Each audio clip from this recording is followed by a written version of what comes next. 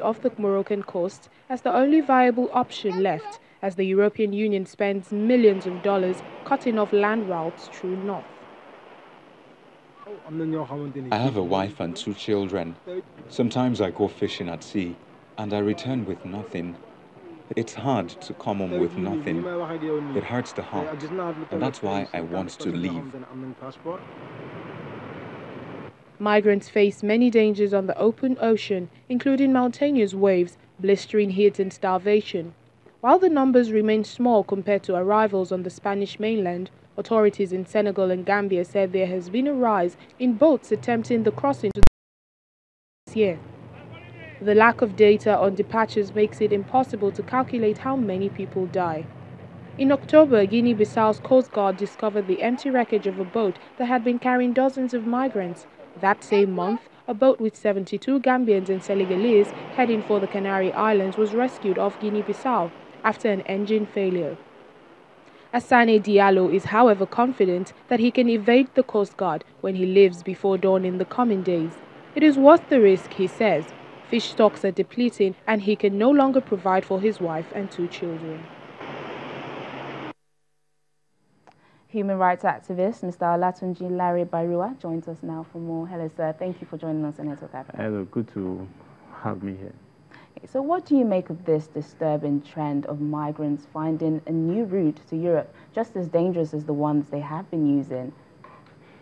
Well, you know, the issue of the Canary Island isn't a new thing entirely, because the Canary Island has always been a route for migrants, and I think in the mid-2000s, it was really a problem for the authorities there. I remember there was a time the Canary Island was able to fix the problem then, and this is about 12 years ago. And you know, from what I gathered then, they had there was a point in time they had over 30,000 migrants coming into the country trying to get to Spain, and the following year, they were able to reduce it by over 20,000, and about 4 years later, they were able to bring it to less than 200. And so this crisis is not new. It's always been there. And I think the moment Canary Island was shut out totally, and we had a redirection towards Libya by most of the migrants. So, and now Libya has received so much focus, and everybody is trying to seek a new, returning to their old route. The route has always been there. And the last report I saw, ending August, had it about 19,000 have gone through the island. And we've had several, only about 4.5% of that make it across to Spain eventually. And we've had several deaths, a lot of shipwreck in the region. So it's not new entirely. Yeah. So the change in Libya, less people are crossing over now. But what's the message we need to bring in now about the Canary Islands so that people don't take this risk? It will always be a problem. Like I had this conversation with some people, you know, as much as possible, we want to stop people from, we can hold the governments on the African continent, the countries of origin responsible. But even while you do that, you could also try to stop these people from moving on. And, you know, the lawyers will tell you that you are infringing on their fundamental human rights, that the Declaration of Human Rights forbids you from doing that, from trying to stop them from, you know, they have the right to move to wherever they want to go to wherever they want to settle, you know, to aspire to anywhere, and for, you know, for anything they really want to do. So you infringe on their rights on one hand, and we also have to hold governments responsible. You have to look at the lean resources of the African countries. The resources are so lean, and they need to redirect it towards even so the social systems have collapsed. And so why trying to fix education, why trying to fix health? You need to create jobs, you need to industrialize, and it's a lot of problem for the African countries. So the only thing that will work will always be collaboration. You still need the United Nations, you know, and I know that there's the UN Global Compact for Migration. It's supposed to be endorsed next week at the United Nations, you know, by all the countries who are signatories to it.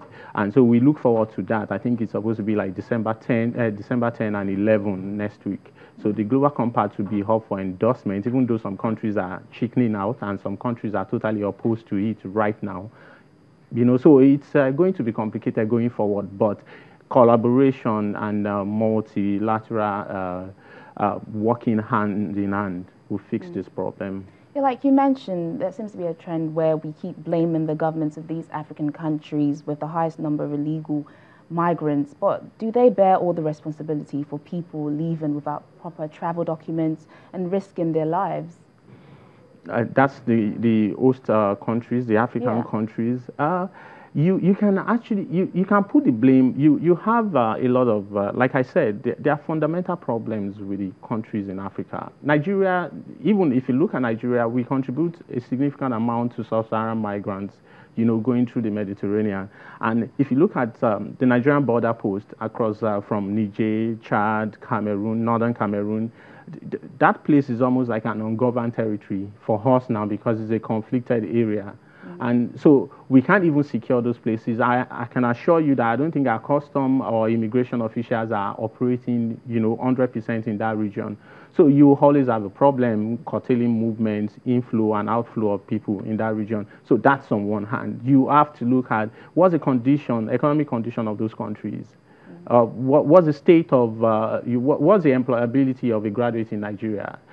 Are there enough jobs to absorb them in? Nigeria is growing, but we are not creating jobs. That's a problem. Even through the Canary Island invasion, the migrants who are going in there are mostly Malians and Senegalese, Mauritanians, and Western Sahara people who are originally used to be subjects of the Spanish authorities. They are also trying to get in there. So look at those countries. Look at their conditions. You will likely not have migrants, large numbers of migrants coming from Botswana.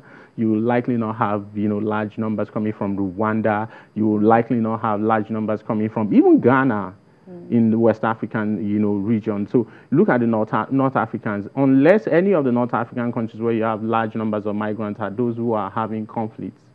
And even Libya, with all the, militia running riots in the country, you don't have Libyans, in large numbers, crossing the Mediterranean. So everybody is responsible, and it's a problem for everybody to fix.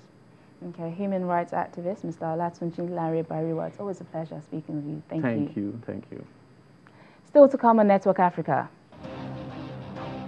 If you live in the DRC, you'll be seeing more of Yakima on your screen as you approach the presidential election on the 23rd of December. Please stay with us.